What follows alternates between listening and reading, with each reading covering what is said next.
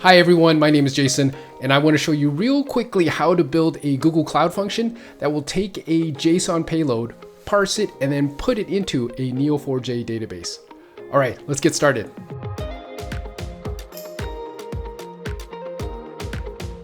I'm going to start off by showing you an empty Neo4j database. Right, so we're going to just go in here, run some Cypher. We're going to delete everything, every node, every relationship in here. Okay, so some earlier test data, remove that, and now just showing you that I have no data in there. Okay, so what we have here now is the Google Cloud Console. So this is after you select Cloud Functions on the left, but so this is the main dashboard for Cloud Functions in Google. For creating a new function, go up to the top, there's a button, big blue, says Create Function, click on that. Now, granted that all the APIs have been enabled, you'll go right to this screen. If you don't see the screen, Google will present a dialog box giving you, telling you which APIs you need to enable.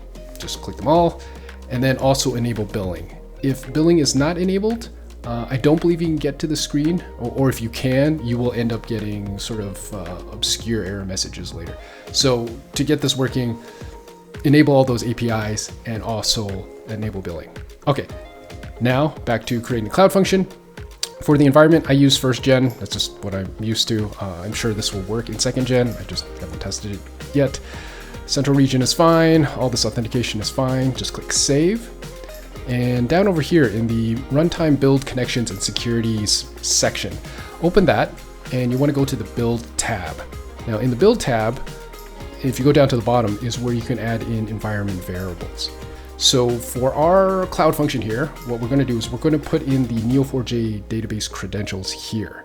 So the 3 variables that we're going to need is Neo4j underscore URI, Neo4j underscore username, and Neo4j underscore password. These are the exact same credentials that you get when you first create a Neo4j database. Okay, once that's set, click on the next button, which I guess you can't see at the bottom of the screen here, but click on the blue next button, you will get to this screen. And first thing you're going to do is change the runtime from Node.js to Python. And any Python version from 3.9 and up will work with the sample code that will be provided. So here, what we're going to do is we're going to put the code right into the inline editor. And what you can do is I'll put a link to some code that I've created for specifically putting into a Google Cloud function. So it just wraps a number of tools into Google's function frameworks package. Okay, so you go to the main.py file, just copy, and then paste it directly into the inline editor. All right, next thing you're going to do is you're going to change the entry point. By default, it's hello world, which went hand in hand with Google's sample function that was just hello world. So here we're going to change it to match our function here, which is JSON underscore to underscore Neo4j. Okay, next thing we need to do is update the requirements.txt file, which tells Google which dependencies to pull down with this project. So again, we can get that right from the code that I've already done. So you can go to the repo, go to the requirements.txt file, copy this, and we're gonna go back and just paste it right into the inline editor again. And then what we can do is we can test the function right here. And once it starts, we will get this extra configuration screen, right? So this endpoint is a post endpoint. And what we want to do is we want to send it some JSON payload that has to conform to a particular kind of schema for this sample to work. And that schema is as follows. It is again, a JSON object, a dictionary made up of 2 required keys, nodes and relationships. Both are arrays or lists of dictionaries with additional kind of configuration data. For nodes, each node requires 3 properties itself, labels, keys, and records. The labels is a list of strings for giving the names for each node, right? So nodes can have multiple labels. Here I'm just going to use one, right? Person.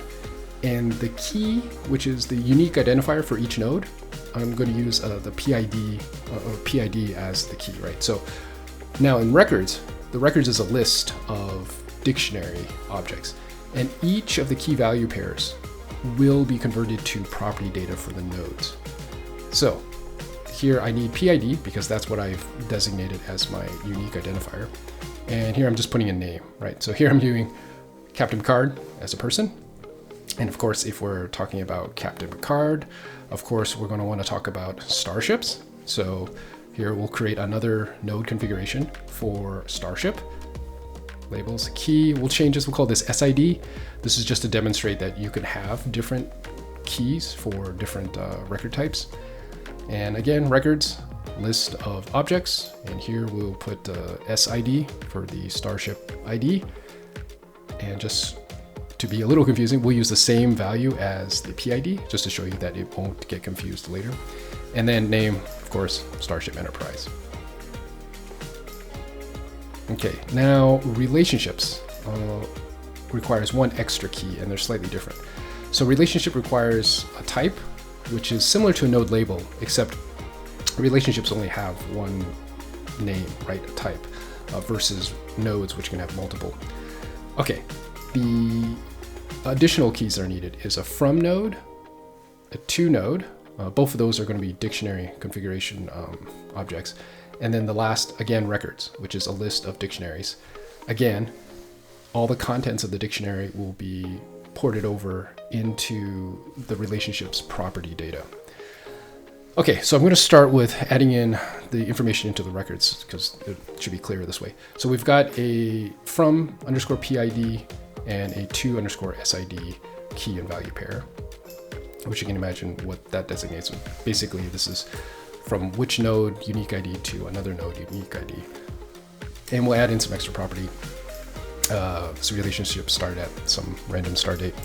Okay, so for the node from and to node configurations requires 3 keys. The node label, which is really more of a convenience so you know what this node is. But this should match the node label that you're targeting. It also makes the query more performant. Second thing is node key. So this is the node property that is again the key that we had mentioned before, and the record key. So the record key is the mapped version of the node key in the relationship record, right? So the node's PID equals the relationship's from underscore PID key value pair, right? Okay, so to node is exactly the same, only it is specifying what the target node is. All right, so same thing. So node label, starship, node key, SID, and then record key, which is going to be to SID. Okay, so that's probably might seem a little verbose at first, but it gives you the flexibility of working with incoming data sources that may be configured in a particular way, right? So the incoming data that you may get from a source is going to be preset. It may have, set UUIDs or GID or whatever. And with this schema, you can remap that to basically whatever you want into your target Neo4j database. Okay, so from here, you can actually run this test, and most of the time this works. But in this case, it didn't work this time. So what you can do, if for some reason the test just doesn't run, you can either reload this or just deploy the function like I'm doing here. And this takes about a minute or two. So I'm gonna fast forward this a whole bunch. And then once you get the green checkmark button, then the function has been deployed. All right, from here, go to the trigger tab, which will give you a URL for this Google function. And you use that for either using in like some sort of automation tool or in a curl call in Postman, whatever has the source data that you want that's in the JSON payload, you send it to this endpoint, right? So this is the Google Cloud Function entry point. You copy that and you paste that and you can test it. And then what I'm going to do here is there's also a testing tab here. This one tends to always work for me. So here I'm going to copy and paste the exact same test data I had before, right? This is from Captain Picard to Starship Enterprise. He commands it. We'll run it. And if we get a green check mark, then that is a 200 response. And here it's also printing out the dictionary object that this particular sample code returns, which is, did an error message get returned, how many nodes were created, relationships, etc. So this call was successful, and now we can go check in the database. So here I'm just going to rerun, give me all the nodes, all the relationships, well, all the nodes. So here we can see Captain Picard. I'm going to expand this so that we can see Captain Picard commands the Starship Enterprise. And that is how you can create a Google Cloud function to take JSON payloads, parse it, and upload it into a arbitrary Neo4j database. Well, not arbitrary, your Neo4j database. All right, thank you, and enjoy working with your data in graphs.